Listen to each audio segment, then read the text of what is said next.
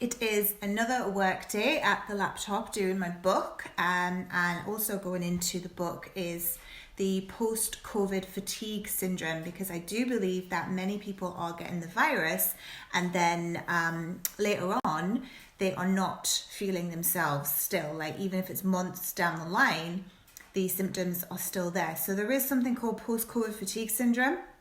And some of the symptoms that I have here can include your sore throat still, aches and pains across the body. So I'm just reading from my laptop. Blood pressure changes, gastric upset, IBS, such as IBS, headaches, depression, dizziness. If anyone has any other things, please do send me a bit of feedback here and let me know. So I'm going to just briefly give you a little bit of a reason why you can't get better from this virus. So things are happening in your body here. There's inflammation still there. At the root cause of every chronic illness, you have this chronic inflammation. That's why you get a sickness. And this is also included in the post-viral fatigue syndrome as well with COVID. So for anyone who is still struggling with any symptoms, then that's a sign that your body still has a lot of chronic inflammation. So I've mentioned a lot about the cytokine storm. So that could potentially still be lingering in your body as well, which is creating those symptoms. So thinking about the inflammation, it's always going to come down to the amount of nutrition in your body. So there are foods that feed inflammation, and there are foods that also reduce inflammation. So if you're currently, and while you had the virus, if you weren't taking supplements like C, D3 and zinc, if you weren't taking these things to get well, then you weren't reducing the inflammation in your body. So your chances of still having those symptoms are still really high because the inflammation is still there. Your body needs to have those 3 essential vitamins, the vitamin C, high dose up there, like with 1,000 milligrams we're talking, with the zinc, with the vitamin D3 and the K2 as well.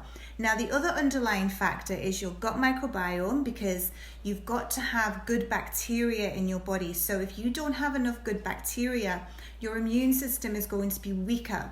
And your immune system is 70 to 80% within inside your gut.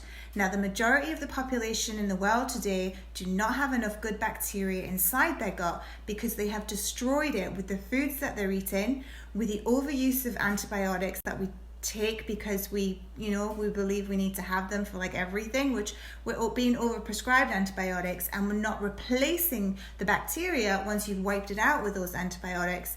And then many people also are not eating enough fiber, which is another thing. I'm going to put up my fiber video that I did with Sam a few weeks ago, a little snippet on the fiber issue, because it's really important people do have fiber in their diet, and we're not eating enough fiber because the UK especially, and I know other parts of the world as well, just rely on processed food. There is no fiber in your processed food, and that fiber is what feeds your good microbes. So you need to have fiber in your diet, and some people don't even know what fiber is. So that's also going into my book as well, because you need to know the differences between two different types of fiber. There's 2 different types of fiber.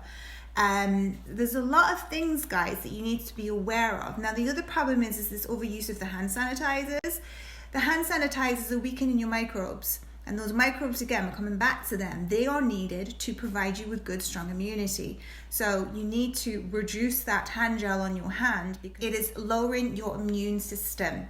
So anyone who has post-COVID viral syndrome and you're not getting well, you need to start thinking about the vitamins and minerals that you're putting into your body. Are you getting a good amount of nutrition? Are you eating a lot of processed food? Are you drinking a lot of alcohol? Are you exercising? Are you taking probiotics? I haven't mentioned these recently.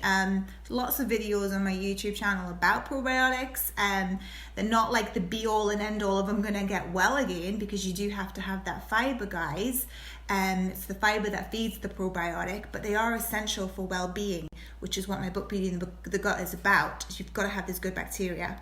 So guys, if you do have that, and please do let me know your symptoms, because I would love to know, because I'm putting them into my book to help you guys. If you are still struggling, that is your sign there that you still have inflammation, and you've got to get that good nutrition into your body and also try and remove certain things as well. There's certain foods that feed inflammation. The feeders of inflammation are refined sugars, not fruit. Fruit is not a refined sugar. Dairy and gluten in many people. This is why they're getting the irritable bowel syndrome symptoms, the bloating. We're coming back down to the gut microbiome here again because it's that dysbiosis potentially happening, the leaky gut. There's a lot going on here, guys. So I'm going to put as much content in the book, How to Beat Coronavirus Naturally, as I can. And feedback is always awesome because then I can give you a bit more because then I know what people are working with. All right, guys, I hope this was helpful. And as always, give me a like just so that I know. And I will try and get this book done for you as soon as possible. Sending you lots of love, wellness, and good health.